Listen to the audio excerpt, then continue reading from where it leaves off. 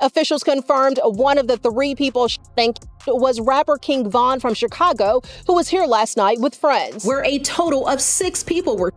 One of them, a rapper Davon Bennett, who goes by the stage name KingVon. Over here, brother. Yo, you better watch out. Hey, brother. This is my brother, okay? Hey, come on. The police records filed in KingVon's case were finally released today. According to reports, a nurse at the hospital told police that KingVon was actually brought back to life. He survived 2 major surgeries, but everything changed when he got startled as a nurse walked into the room. At that very moment, KingVon was looking around for his firearm. Von made it through 2 surgeries. He had 3 surgeries, so he made it through 2 surgeries. And then after the second surgery, he hopped off the bed and started fighting the nurse and said where his gun at. And he went and he died because he went into shock. So he was making it through surgery. How hours later, Kayla know, he fought the nurse. She the one told me that. His mama didn't even know that. How you knowing what's going on inside the hospital? Because she was there at the hospital. But what's even more shocking is this. Police believe KingVon was backdoored by one of his own. Von had paid bodyguards who were supposed to protect him that night. Yet, according to police records and surveillance, when the altercation broke out, every single one of his bodyguards sprinted in the opposite direction of KingVon. Security guard let him walk. You get paid he get paid to protect. How the f you let him walk over and fight? You ain't supposed to let him fight. He ain't supposed to be touching nobody. Security guard, if anything, you make sure Quando them leave. Whoever else they was with, you make sure they leave. How you let him walk over somebody that's the reason y'all here, the reason everybody in this parking lot here, because this man right here making the money and y'all his entourage. But that security guard, it's unfishy with him. That's why he deleted his Instagram. So I definitely feel like it's foul play. I don't know where it's coming from, but I definitely feel like it's some weird shit going on. Police body cam footage shows KingVon's friends at the scene, but not a single bodyguard in sight. Police later pieced together an interview from Quando Rondo where he gave his own explanation of what happened that night. But in that same interview, Quando also described the moment he was on the ground with KingVon on top of him and what Von told him in the middle of the chaos. But to truly understand, we first need to review the police file on KingVon's passing, and the details they gave are beyond belief. It reads, on November 5th, 2020, KingVon and his crew headed to a club in Atlanta for his album release party. That album was none other than Welcome to O'Block. The night was supposed to be a massive celebration of Von's life and success, but nobody knew it would end so soon. Von had many enemies. Growing up in a dangerous place like O'Block, he knew the risks of being caught out in public, so when he went to the club, his crew of 20 to 25 members spread across 8 vehicles. Even Von's manager 100K Track spoke about the extreme security measures Von always took. I travel with one security that moves with Von, and he traveled with 2 more security. You know what I'm saying? Von traveled in a proof truck, and not only that, his guys are security, man. He travels with 10 to 15 guys daily. They protect and love Von more than any security would. We're like, I think we're about 8-10 cars deep, 20-25 on entourage. During the party, everything was fine until Von's phone started blowing up with texts. Around 2:30 a.m., as Von and his entourage were leaving the club, he received a phone call. Von stepped away from the group, talked on the phone for 5 minutes, and then came back. Everyone else planned to return to the Airbnb, but Von suddenly changed his mind. Everybody's mind leaving the club is that we're going to the hotel and the Airbnb, because that's normal routine. The club he went to, the after hours, wasn't getting paid for. I didn't have no acknowledgement of. His team didn't have no acknowledgement of. That was a complete Von decision. While the crew headed to the Airbnb, KingVon told his driver to go to another spot, the Monaco Lounge. That single decision was the first step in a chain of events that led to his death, as he was told to meet the same person he had been texting for the past hour. Everybody else that was with us driving to the Airbnb, and Von literally went to the venue by himself. We got a call later from people in the car, like, hey bro, we here by, matter of fact, I think from his DJ was like, hey bro, you know we here by ourselves, like, where you guys at? And everybody rerouted to that venue. Inside Von's Escalade sat him, the driver, and 1 security guard. But the rest of the crew only learned about the change of plans once they got to Monaco. By then, they scrambled back into their cars and sped to the new club. When 100K Track got there, he noticed something was off with Von. He wasn't the upbeat guy everyone knew.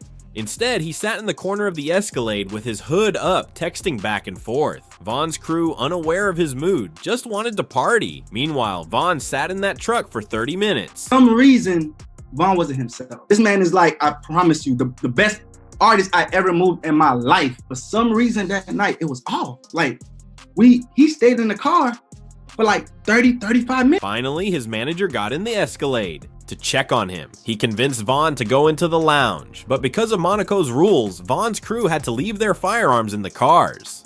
Security went in first to check the club, making sure it was safe before Vaughn entered. I went to the car he was in. I was like, yo, Vaughn. Went inside the passenger seat. I'm like, yo, Vaughn, bro, what's going on? Like, everybody here, wait, let's go. He was like, all right, let's go. We're telling security, hey, it's time to go in now. Vaughn's ready. You know what I'm saying? We've been here too long. Let's go inside the club. They check the venue, go inside, check the outside, make sure there's no... But while security checked inside, the real danger was outside in the parking lot because Quando Rondo was already there, sitting in a car with his crew. That's when it clicked who Vaughn had been texting all night. One of Vaughn's security guards checked the lot car to car and spotted Quando standing beside his white vehicle. He rushed back to Vaughn and asked him, "Do you know Quando Rondo is here?" Right before we go inside the club, one of his homeboys, he came to the car and said, "Hey, so-and-so's here." And Vaughn just jumped up like, "Oh, come on, let's go." Vaughn reacted instantly. He jumped out of the truck, ready to confront Quando. His team tried to calm him down, but it was too late. This was the fastest Vaughn had moved all night. He walked straight to the white vehicle, locked eyes with Quando, and started swinging. Jumped out the car. By the time Vaughn jumped out the car, I don't even think he knew where so-and-so was. He just jumped out the car. He bumped into so-and-so. As soon as he bumped into so-and-so, started brawling. The fight lasted about 30 seconds, but then Quando's best friend Lil Tim came out from the back of the white car with a gun and fired at Vaughn's manager, was also hit once in the leg. But some of Vaughn's crew were armed and fired back at Lil Tim, dropping him just a few feet away. With shots echoing through the area, 2 off-duty officers working nearby rushed in. Another on-duty officer pulled up from the opposite side. Together, they unleashed multiple rounds into the scene. Sadly, one of Vaughn's crew members was killed. Vaughn lay in the middle of the street with Quando. Some believe Quando tried to snatch Vaughn's chain before fleeing. 100K Track insists Vaughn was holding on to Quando to shield himself, but police records say Vaughn was in fact using him as a shield. Was he trying to take Vaughn's chain or? Honest truth, I don't think V-Roy had no jewelry on, and from the people that was a little bit closer, Vaughn was actually holding onto him like, man, you ain't going nowhere. Like, you here, like, even through getting, he's that strong. Like, he was literally holding him. When the gunfire finally stopped, the race to save Vaughn's life began. His close friend Muwap ran into the street and pushed Quando off him. Quando and his team, including Lil Tim, fled in their white car to the hospital. Vaughn's crew also picked him up and rushed him to the same hospital police cameras even caught. A chilling moment where Vaughn's car and Quando's car were side by side on the road. Despite being shot 4 times, Vaughn stayed conscious. Inside the car, his people said he tried to keep everyone calm, telling them it would all be okay. When he was in the car, I myself wasn't there. The gentleman that was in the car with him was panicking, and Vaughn was the one that was like, "Hey, calm down, slow down, chill, I'm gonna be good, just get him to the hospital." And honest truth, we all thought that the way he was carrying himself from that incident, from what I was told from the people in the car, that he would have been fine. At the hospital, Vaughn was rushed into surgery. He survived 2 operations, but then tragically passed after being startled by a nurse. While looking for a firearm he never had. This strange detail, Vaughn searching for a gun he didn't have, only came out recently.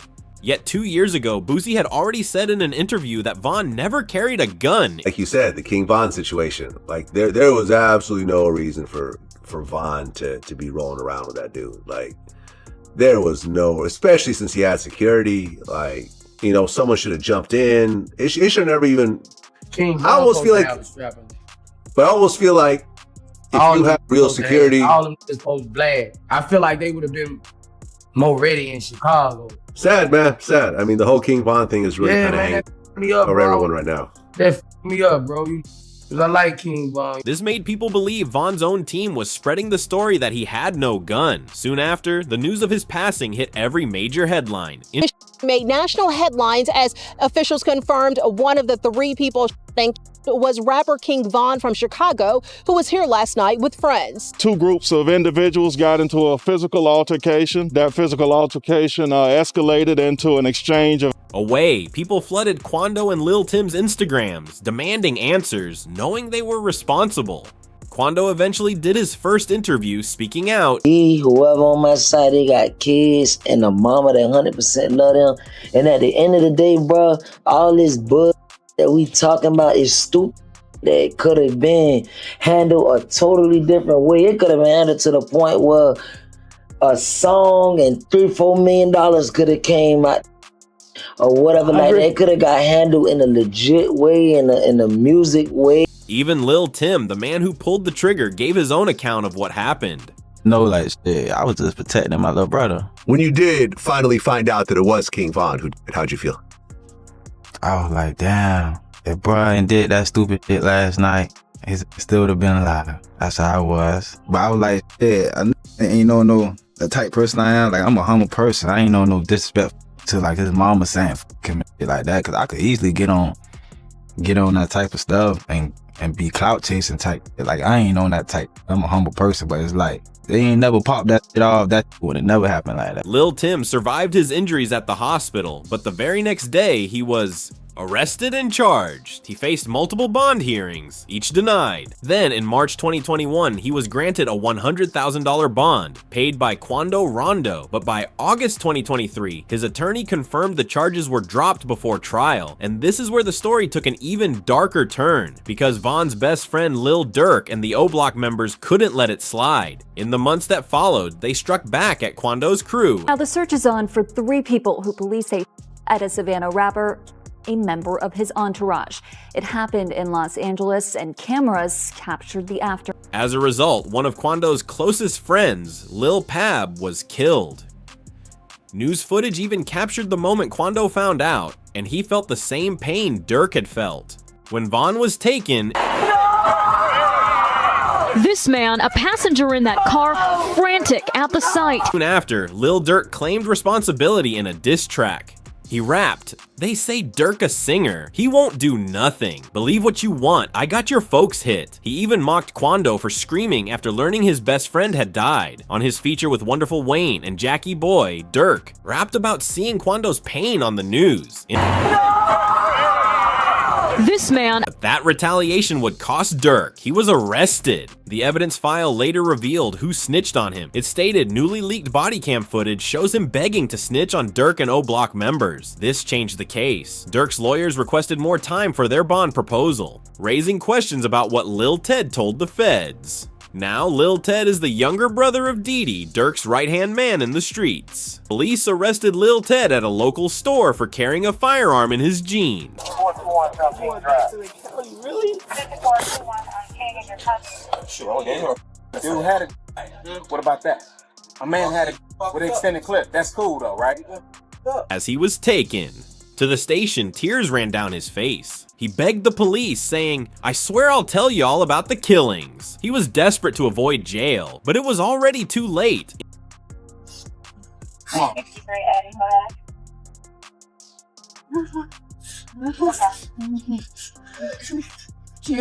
stop it. Stop it. I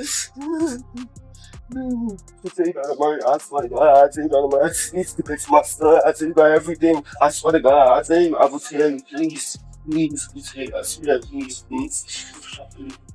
In the holding cell, Lil Ted broke down crying. He wanted nothing more than to snitch on everything he knew just so he could go home. Hey, hold on, you gotta relax for me, because I can't understand it. Relax. What's the number? 7 what you saying, man? We're gonna see what we can do for you, alright? We're gonna see what we can do for you. You gotta relax for me. Relax, man. I'm gonna get a bus to prison. Relax. Give me no, I'm saying, what you talking about? I'm trying to get the. But here's where it got messy. When paperwork leaked with the last name of the informant, everyone thought it was Didi who had snitched on Durk, because court records list last names only, no first names. This forced Fazo to go live on IG and explain the situation. No motherfucker know what's going on, but them people that's in them courtrooms, man. For real. Them be false accusations. Y'all don't even know what the be going on for real. Y'all really be trying to play Inspector Gadget and all this. Y'all just be weird as hell. That's what I be talking about, man. Like, first y'all threw the jams rumors out there. Now y'all talking about money a snitch, gang. A snitch on what? Y'all don't even really know what's going on for real. My kids, y'all really just be running. And that's why I don't participate in nothing that got to do with nothing illegal. Because of you motherfuckers, y'all be trying to get them put under the jail. But what do you think? Did Lil Durk do right by KingVon by sliding on Quando's team? Comment down below and don't forget to like the video if you're a fan of KingVon.